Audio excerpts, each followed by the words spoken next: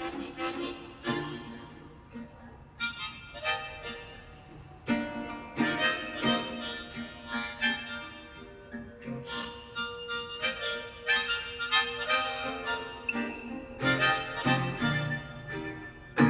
to the show. Welcome to the show. Welcome to the show. Welcome to the show. Show, Mr. Marty Show. The Mr. Marty SpoOktober Spooktacular Show. So glad you're here. So glad you're here, my friend. Hold up, my chair. Gonna fill you with joy, no, gonna fill you with dread, and so much you'll let out a big scream. Oh, the Mr. Marty Show, take it away, Goyles.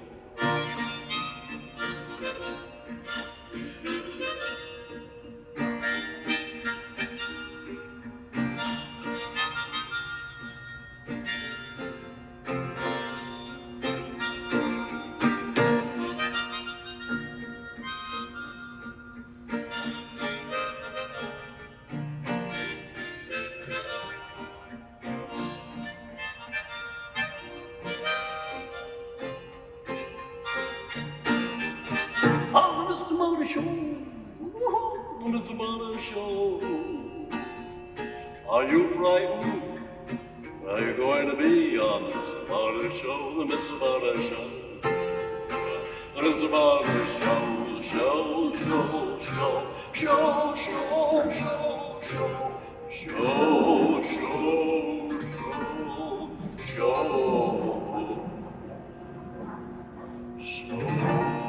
Oh, there's something frightening on the Mr. Marty Show. But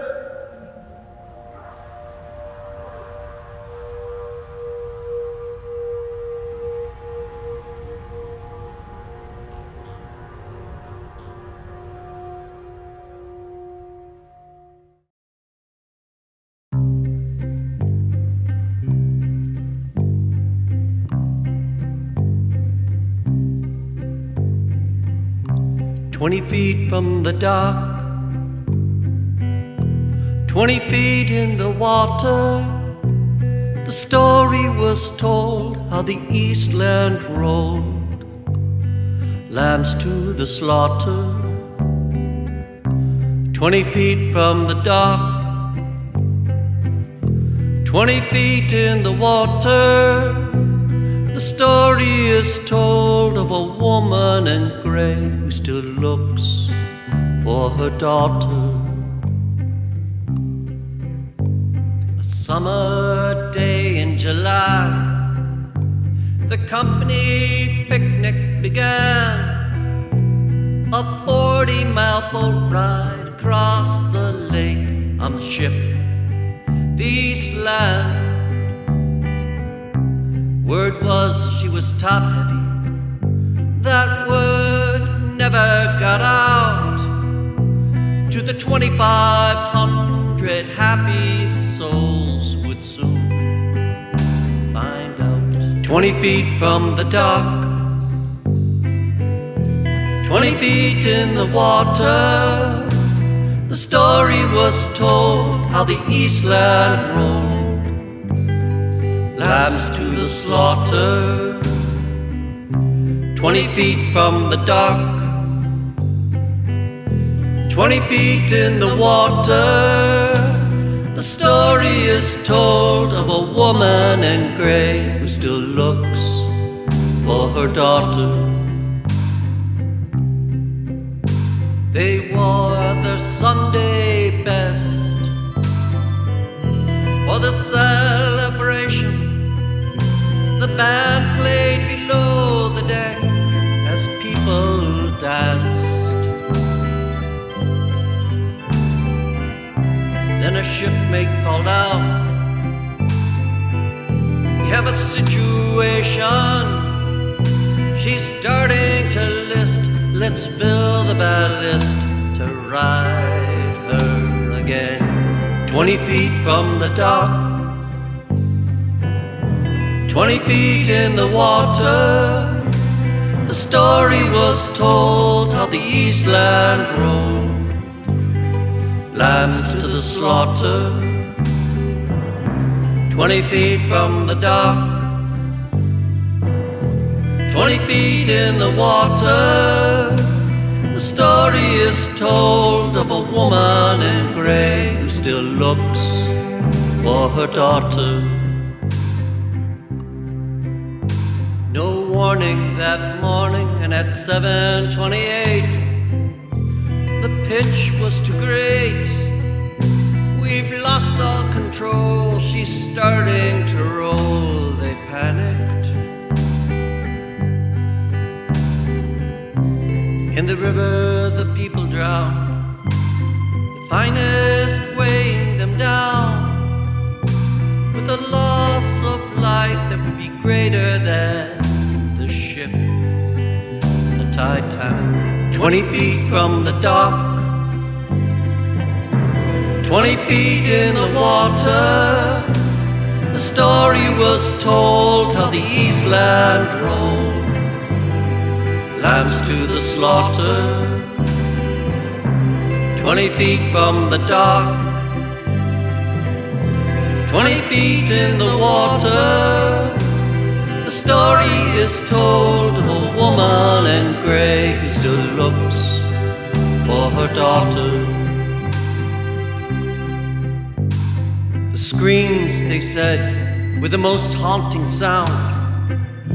844 perished, and of those 22 families were drowned. The scene was nightmarish.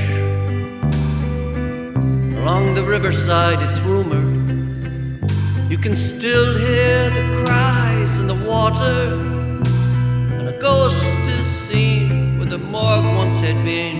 A lady looks for her daughter. 20 feet from the dock,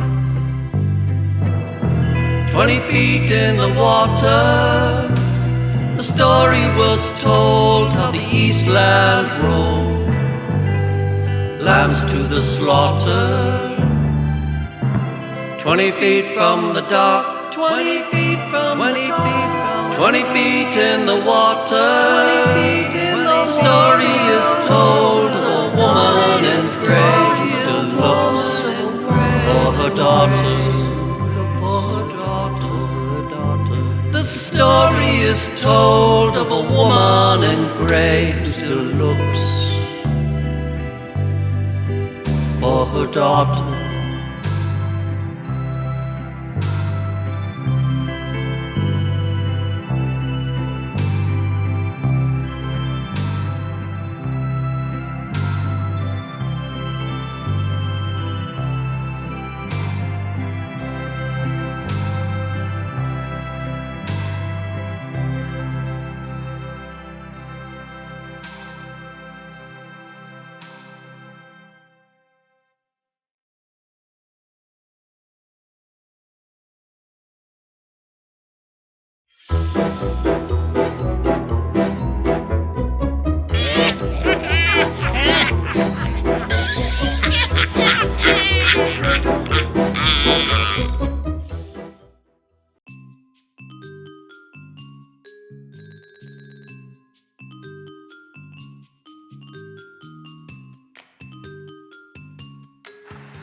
Welcome, Mr. Marty fans.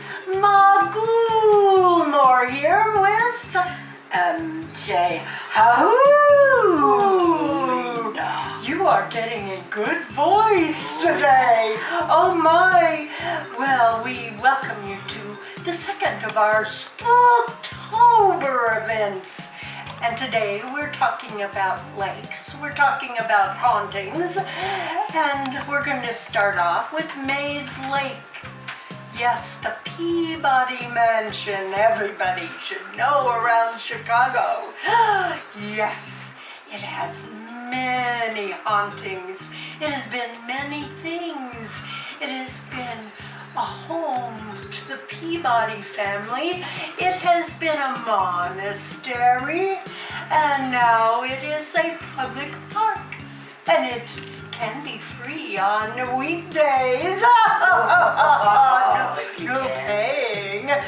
Yes, and when it was a monastery, it is thought that the hauntings are caused because they had an exorcism there. Oh, when you walk around, you can feel the cold spots, especially at the kitchen door, and footsteps, wet footsteps coming down the hallway. Oh my, and I've been in there many times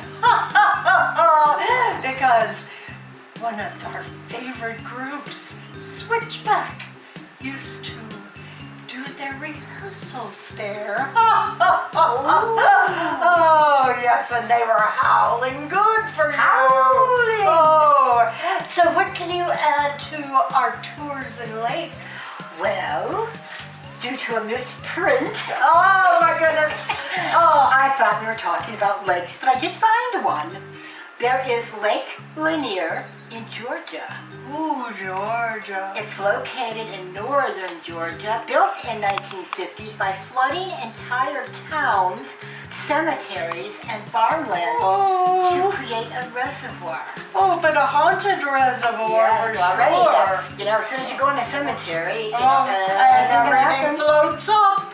So, sunken history, whole communities, homes, businesses, and even graveyards still lie beneath the water. Oh no. And there's a sighting of the Lady of the Lake.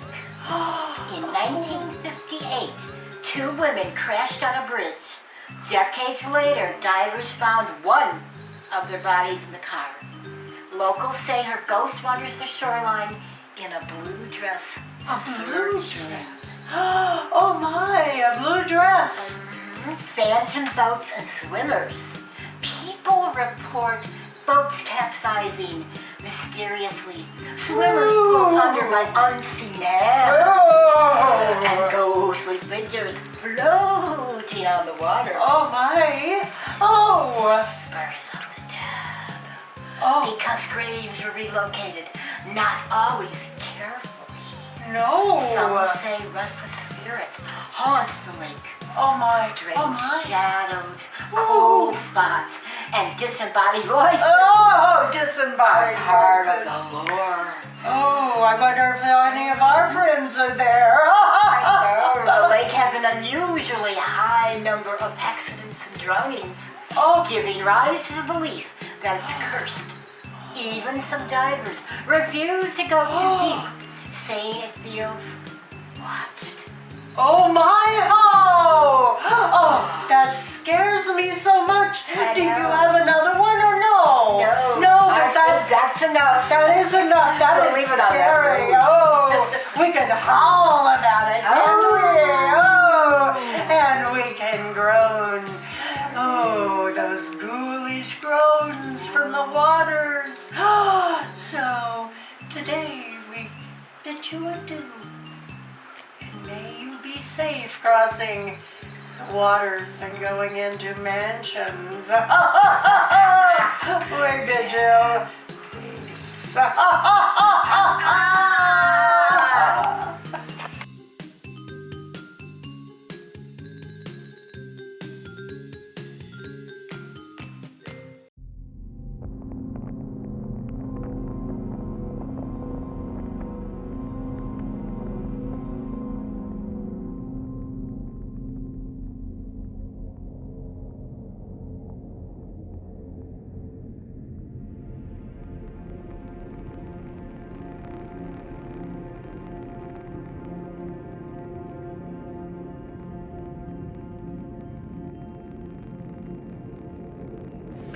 Welcome back, Mr. Marty fans. Mike McScary here.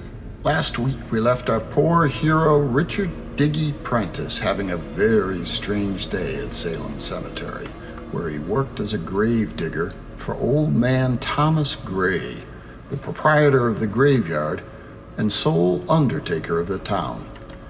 Diggy's co-worker, Joey Spinner, had alerted him to the fact that the town's witch, Gail Darkwind, had died that day and complimented Diggy on having dug the grave so quickly and so well.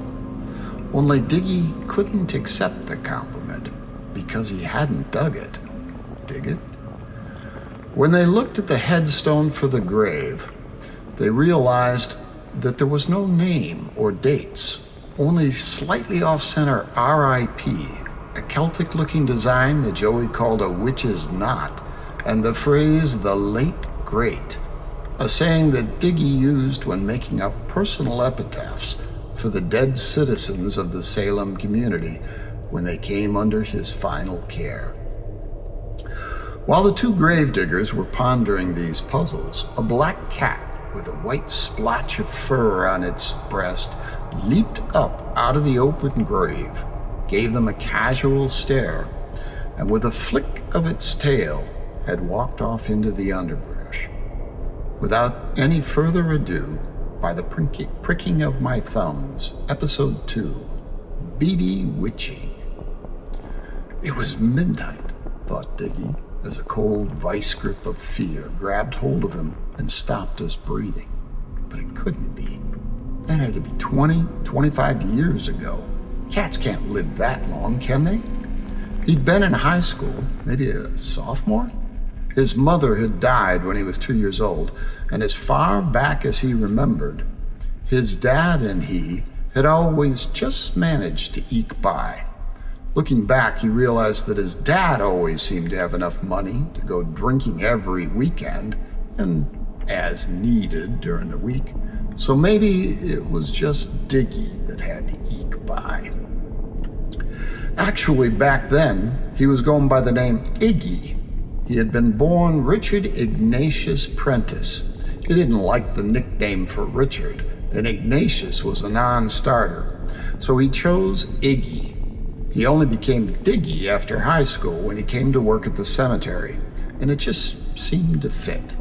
But back in high school, Iggy had needed a little walking around money. Heck, he needed as much money as he could get, as long as it was green. Truth be told, somebody could get his attention just by rubbing a couple quarters together. Cigarettes were expensive, and taking a girl to the movies? Yeah, he worked hard. At that time, he was holding down a slew of odd jobs. He did light janitor work for a barbershop, surprising because he looked like he might never have seen the inside of one of those. Newspapers were a thing back then. He had a morning route and 2 weekly routes, including one paper that was literally called The Advertiser. It didn't really have any news at all. It was just chock full of coupons, want ads, and personal sales offers. It didn't cost the customer anything, which was fine by Iggy, as long as the paper paid him. And if the customers were so inclined, they could certainly give a hard-working kid a nice tip for Christmas, if they wanted to. And at Christmas time, only a creep wouldn't want to. A creep, or somebody just evil. Iggy didn't know much about Gail Darkwind other than the stories that ran amok among the kids. She was supposedly the last and worst of 3 sisters. The run-down, falling-apart old place she lived in was hidden behind a hedge of overgrown pussy willows and under a canopy of sickly-looking old oaks. It was the kind of place that no kid went to, even on Halloween. She didn't get either of the real newspapers. Of course she didn't. You had to pay for that. But that wouldn't stop her from getting the Advertiser, or Iggy from getting paid to deliver it, as he often did, especially in the early evening right after school. Iggy took his bike and went hunting with his prized BB gun. If you pumped that sucker up enough and you were a good enough shot, like Iggy was, you could actually get a squirrel or maybe a rabbit with that gun. Not something he particularly wanted his friends to know about, but a little extra meat went a long way at their house, especially if he didn't tell his dad about it. After hunting a good day 2 big, fat, bushy-tailed grays, he rode his bike over to the Darkwinds, carrying in his backpack a hammer, some nails, and a green plastic tube that said Advertiser on it. An emissary for capitalism. By the time he got there, it was dark. He would have to secure the newspaper tube below the mailbox, but it was almost hidden back in the pussy willows. He started having second thoughts. It was really creepy. But on the other hand, hey, he'd get paid for this, even getting a 50-cent bonus for securing a new customer. Grabbing the hammer, nails, and tube, he pushed and shoved his way through the bushes to the post, and with a great deal of pain and only a little blood, he managed to secure the tube. Bending down to get a copy of the advertiser, he heard something skittering through the hedgework. When he straightened back up, something started growling. It was a growl, no other word for it, echoing up through the plastic tube like through a megaphone. It was a growl, but Iggy was determined to get paid. He rolled up the paper and went to slide it in when a long black foreleg snaked out of the tube, its claws extended, and raked the back of Iggy's right hand. He screamed and backed away, blood dripping from 4 even claw marks. His first thought was to get on his bike and fly for home. Then he saw his BB gun. He didn't need to run. He pumped up his gun, pumped it once more for luck, and then he placed the barrel of the gun in the opening of the tube and bent down to peer inside. At first he saw only blackness, and then the cat's eyes opened and glowed at him. Iggy was startled. He jumped back, and the BB gun went off as he was falling. It wasn't a clean shot, but the cat screamed in pain and took off across the yard back to the house. Iggy put the bike into gear and headed home, glad to be celebrating a job well done, although his hand was starting to throb, and the blood was making trails down his fingertips. When he finally made it home, he was thinking about how many Band-Aids he was going to need, so he was startled when his father came flying out the door screaming at him. "What have you been doing? What were you thinking?" It seemed obvious that somehow he knew about what had happened. Maybe the old hag had called him? A cat scratched me. I had to defend myself. "Give me that gun." His father said and reached for it. "It's mine." "Not anymore," he said as he took it and headed for his old Chevy. Iggy was so angry that it took him forever to process what he had seen. What the hell had just happened? And then he realized. His dad was scared, like petrified. It took the wind out of him. He never talked with his dad about it, never saw the gun again, assumed his father had given it to the old hag. The next time he rode by the dark winds, the advertiser tube was gone. In the real world, all the past swept over Iggy in an instant, and then he was back with Joey Spinner, who said, "Hey, Diggy, what's that?" and pointed down into the open grave at a long, dark shape. Tune in next week to see what the cat dragged in.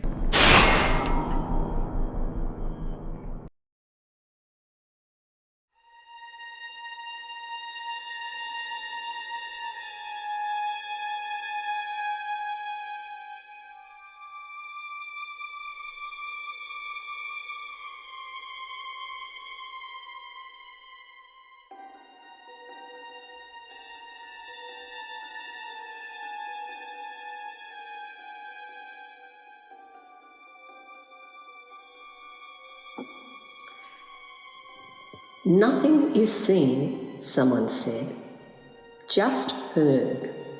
Rustle of crinoline, small hours weeping, footsteps on the stairs. Awake suddenly, his eyes rake through shadows, breath staining the air, as a weight, unseen, lifts off a creaking chair. Sheets and blankets roll back, an arctic chill pools the pillow, nuzzles his sweat-matted hair. Hello there, Colin McCormick again for the Mr. Marty Show, and this is our annual Ghost Town video. And we're in central Idaho, just up from Stanley, in the Ghost Town of Custer, Idaho.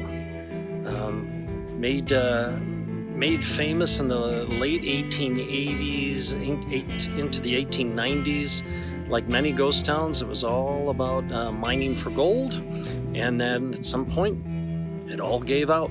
So come along and enjoy Custer Ghost Town with me. So this little building in front of me is the assay office, and this is where they counted up the gold basically and did claims and what have you. And it's the only building left. There had been, just in these trees here, the heart and soul of Custer, which was the General Custer Mill, and it was a monstrosity of a building that stood right here and processed $12 million of gold in its heyday.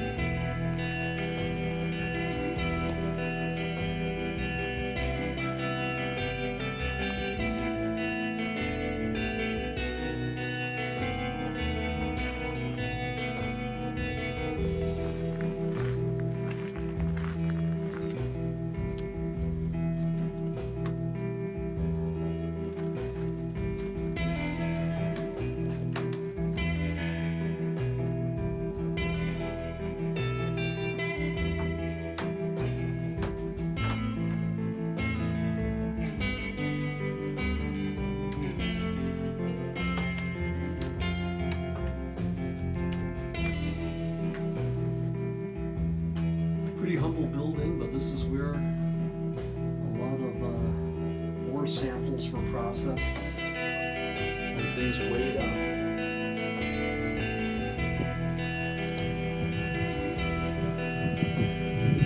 Seems like every ghost town has its cemetery of old equipment, used separately or within the mill perhaps, and the blacksmith shop is still standing. But there are a few interesting buildings here. One we're going to take a look at next is a residence. This is the Pfeiffer House, which dates back to the 1880s.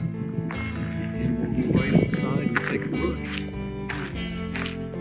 Still remarkably well preserved.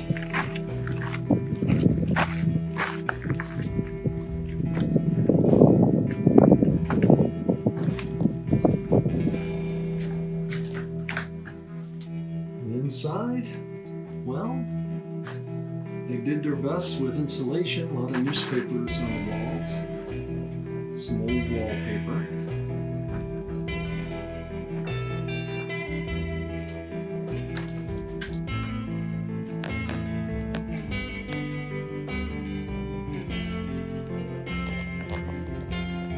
Bedroom, kitchen, and of course, another little room with a, well, quite an old bathtub.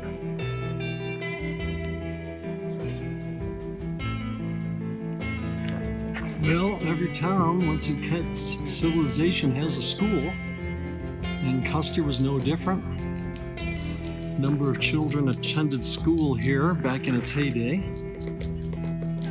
And we'll go inside and we'll take a look. It's now a museum.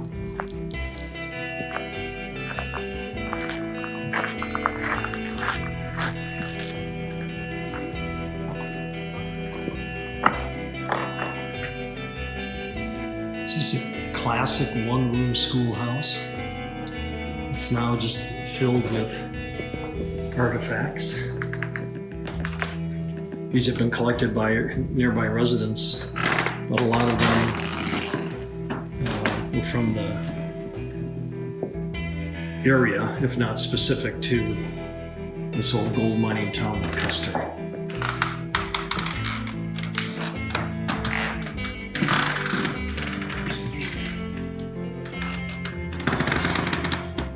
A coat made of horsehide.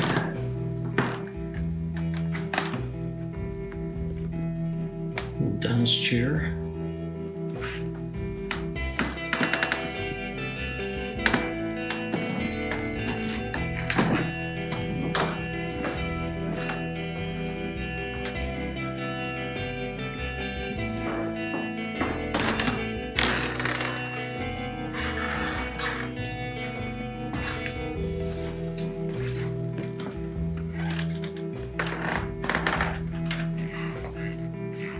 Some really wonderful items here. And here's an interesting map showing pins from visitors here from all over the country and beyond, and now you too have visited.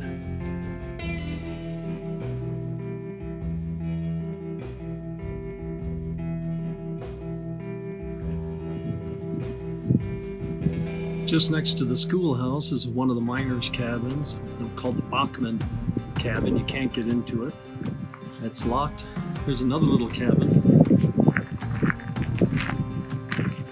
And this one we can go in. So let's walk in the front door and see what we see. So this is kind of a typical miner's cabin.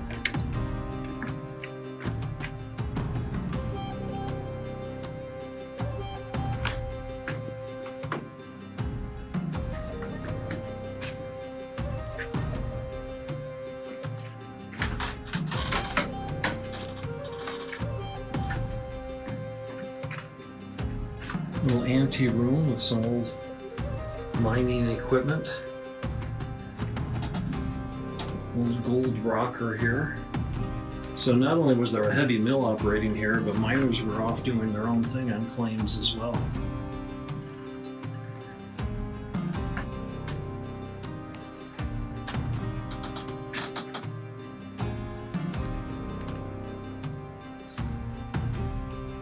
So this claims to be one of the finest homes at the time. This is the Mackenzie residence. And apparently this was pretty high living back in the 1890s. This family actually attended the World's Fair in St. Louis. Despite being a log cabin, this was a really well-to-do home, sporting 2 chimneys. This was a rather large home for the day.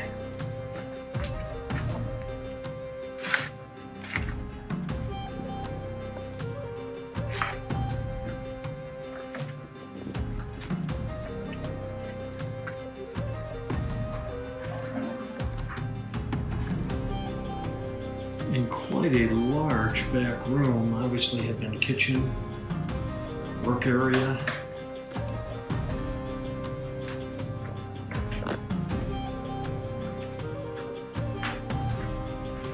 Great old signs.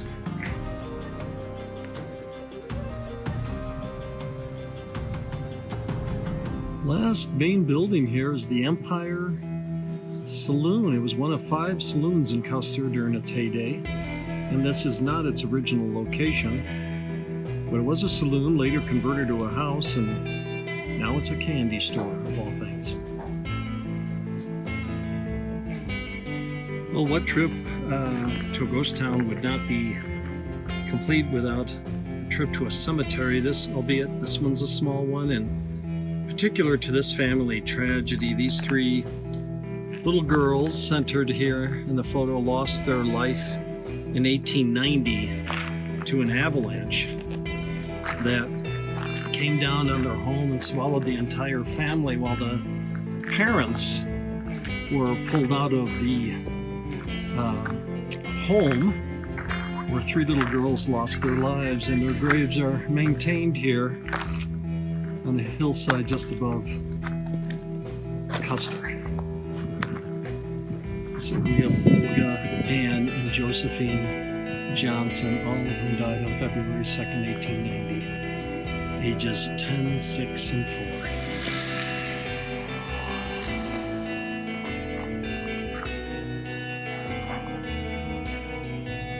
And they're still holding vigil here in this valley, where this once had been a thriving gold town.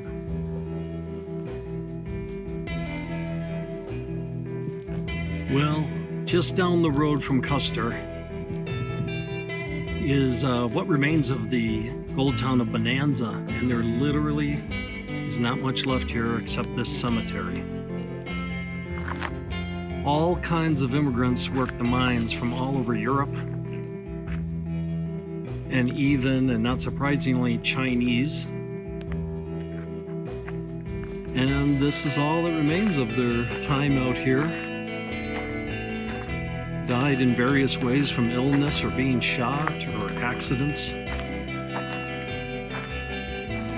A number of the graves, stones are all gone, the wooden markers are all gone.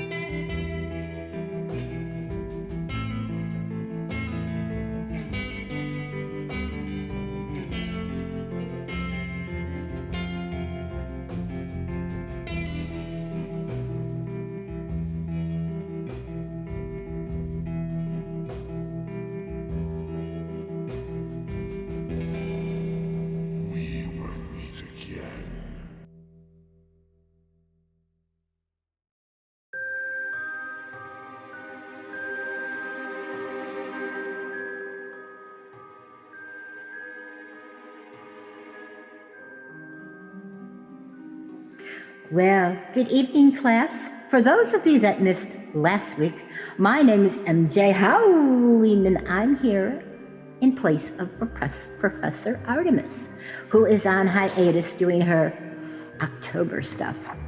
So today, we're going to continue our story on witches, witchcraft, etc. with Mother Shipton.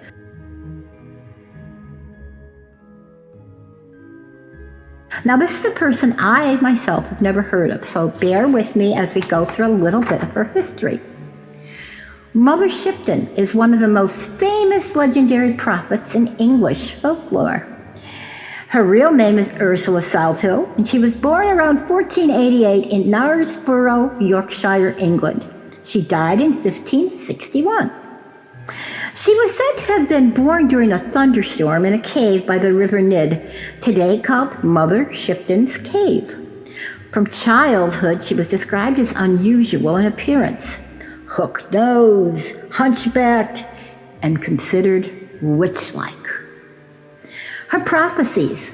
Now, Mother Shipton became known as a seer and prophetess.